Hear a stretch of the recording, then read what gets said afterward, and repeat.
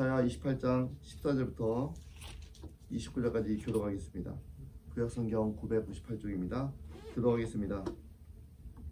이러므로 예루살렘에서 이 백성을 다스리는 너희 오만한 자여, 여호와의 말씀을 들을지어다.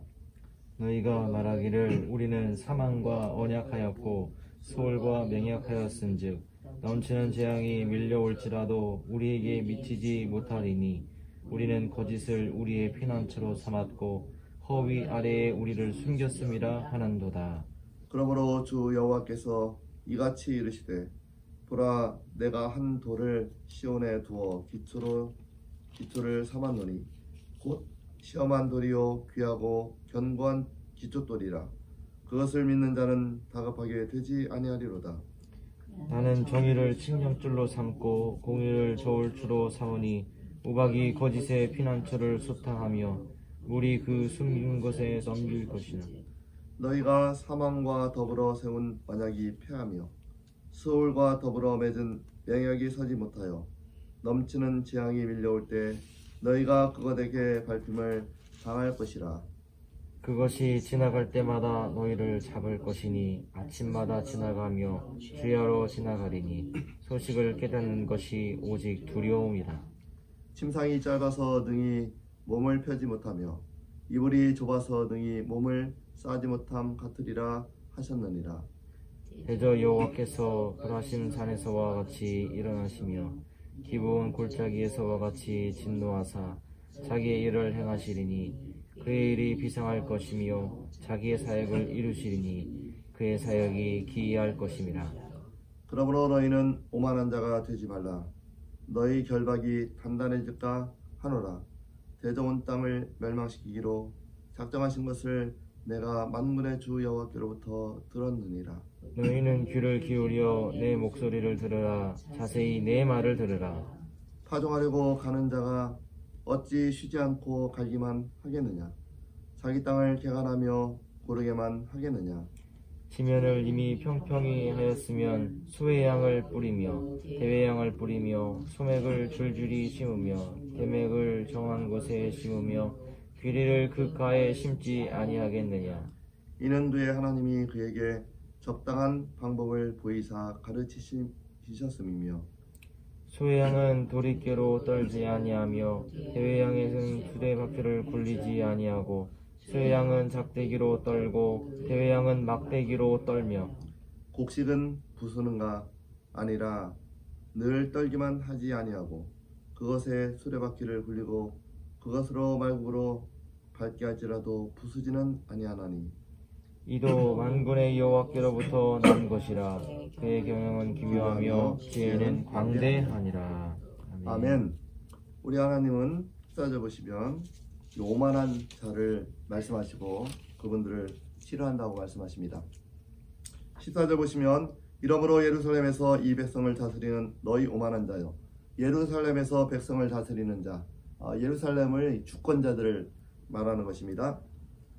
그분들이 오만한 자라고 표현되어 있습니다. 왜냐하면 15절 보시면 이분들이 위기의 순간에 사망과 언약하였고 스올과 맹약하였다. 사망과 언약 또는 스올과 맹약, 이 사망과 또 스올로 지칭되는 것은 아수르와 또 애국 연합 군대, 그런 군사 동맹들을 말하는 것입니다. 그러니까 이방 나라의 침입에 그런 위기에 맞아서 이스라엘 백성들이 하나님을 신뢰하기보다는 아수르 군대, 그러니까 새로운 제국들의 군대를 더 신뢰하고 다른 나라들의 침입을 견제하려고 하는 것을 보게 됩니다. 그러나 하나님께서는 당신을 의지하기를 원하신 것입니다. 16절 그러므로 주 여호와께서 이같이 이르시되, 보라, 내가 한 돌을 시온에 두어 기초로 삼았노니 곧 시험한 돌이요 귀하고 견고한 기초돌이라.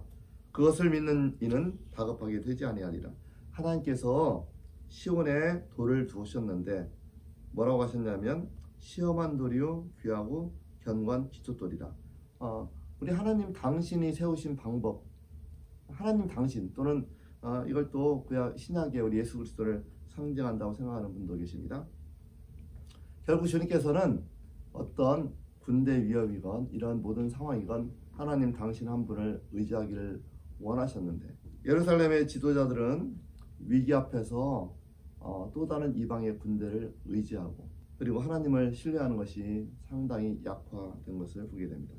그러나 이제 17절부터 22절까지 보시면 그들이 믿는 것이 폐하여지고 여전히 하나님의 심판 앞에 있는 것을 보게 됩니다.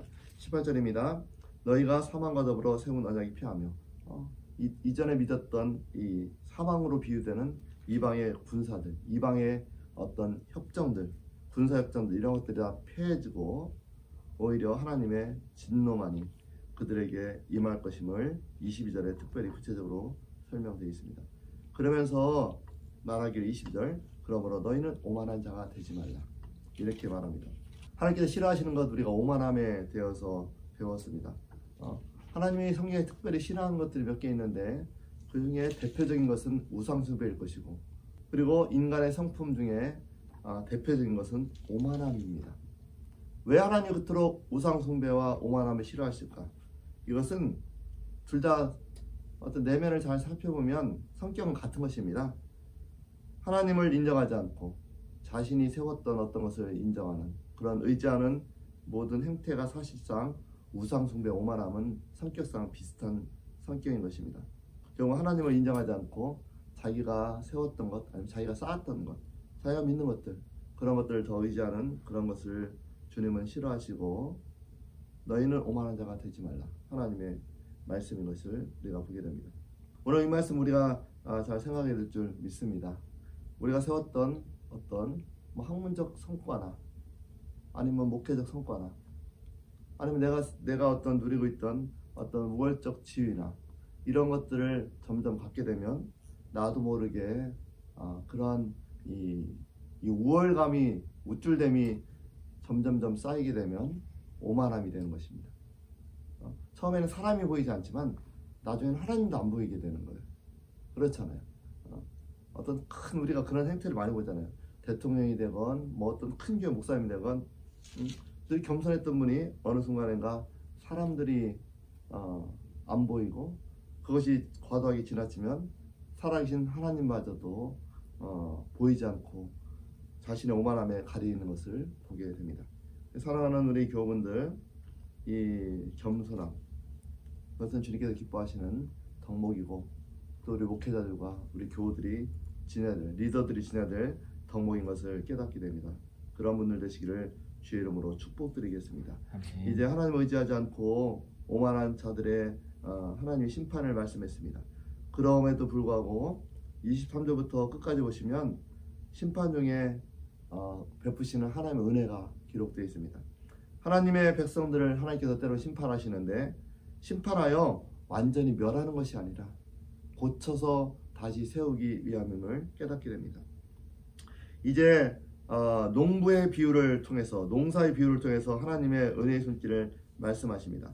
24절 파종하려고 가는 자가 어찌 쉬지 않고 갈기만 하겠느냐. 마치 땅을 우리로 비유한다면 가는 것은 어떤 고통의 순간일 수 있습니다. 늘 갈고 늘 개간만 당하고 어떤 어려움만 당하는 것이 아니라 이것을 갈고 고르게 해서 뭘 하냐면 25절 거기에 소회향, 대회향 우리가 뭐 구체적으로 뭔지 알 수는 없지만 향료의 일종인 것을 보게 됩니다. 이런 것을 뿌리고 소맥, 대맥, 귀리 이것은 먹을 것들 이런 것을 뿌려서 심으려고 하는 그러니까 우리에게 어떤 교만함과 우리의 오만함 때문에 하나님께서 때로는 심판하지만 이것이 우리를 완전히 멸하는 위함이 아니라 고쳐서 쓰기 위한 하나님의 은혜의 손길임을 깨닫습니다. 28절 이어집니다. 곡식은 부수는가? 아니고 늘 떨기만 하는 것이 아니라 때로는 곡식을 우리가 탈고 가려고 또 껍데기를 벗기려고 위에다 수레바퀴를 굴리지만 또 말굽으로 밟게 하는 경우도 있답니다. 그렇지만 곡식을 완전히 깨려고 하는 게 아니라는 거죠. 그걸 뻗기든 탈곡을 하든 이것을 좋은 알곡을 거두기 위함이지 하나님의 징계가 마찬가지로 우리를 완전히 멸하는 것이 아니라 적절한 훈련과 연단을 통해서 하나님의 열매를 거두도록 하긴 어떻게 보면 하나님의 기묘한 방식과 경영으로 우리를 세워가시는 하나님의 축복을 보게 됩니다. 그래서 29절 보시면 우리는 고통 가운데 있어서 알 수 없지만 이렇게 말했습니다. 이는 만군의 여호와께로부터 난 것이라. 그의 경영은 기묘하며 지혜는 광대함이라. 하나님이 놀랍습니다. 우리가 막 잘되고 교만해진 순간에는 낮추시는 방법론, 그리고 우리가 막 힘들어하고 고통 가운데 있고 때로는 하나님 심판으로 생각되는 그런 것들에 있는 순간에는 또 세워주시는 하나님의 방법, 인간의 방법, 우리의 생각으로는 때로는 이해하기 힘들지만 하나님은 기묘하고 광대한 지혜로서 하나님의 뜻을 이루어 가시는 그런 하나님이십니다. 그래서 사랑하는 여러분들, 오늘도 이 말씀을 우리 삶 가운데, 사역 가운데, 우리 인생 가운데 좋은 지침으로 삼기를 축복드립니다. 앞으로 더 좋은 위치에 우리가 있을 수 있습니다. 그때도 하나님 앞에서 겸손한 백성 되시길 축복드리고, 때로는 우리가 힘들 수도 있습니다. 그때 우리를 살펴보고 고쳐서 하나님께서 기뻐하시는 성품을 만들어가는 것, 그러한 교우들 되시기를 축복드리겠습니다. 기도하겠습니다. 할렐루야. 주님 감사합니다. 이 시간 우리의 삶과 우리의 신앙의 모습을 다시 한번 점검하며 살펴봅니다. 혹시나 우리가 가지고 있고 우리가 누리고 있는 것으로 말미암아 교만함이 우리 몸에 붙지 않았는가 생각해 봅니다. 다시 한번 겸손으로 허리를 동이고 하나님 앞에서 살아가는 우리로 세워 주옵소서. 때로는 우리가 교만할 때, 우리가 죄악 가운데 있을 때 하나님께서 적절한 훈련과 연단과 징계가 있음을 깨닫습니다. 이 모든 것 우리를 위하여 베푸시는 하나님의 손길이요 은혜입니다. 그때도 감사할 수 있게 도와주시고 우리에게 왜 이런 일이 일어났나 깨닫고 회개하는 시간으로 역사하여 주옵소서.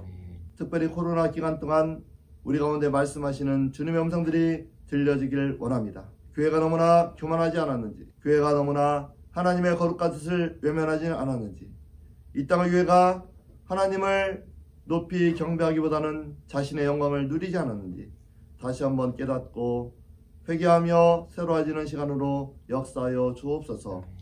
감사드리고 예수님의 이름으로 기도드립니다. 아멘. 아멘.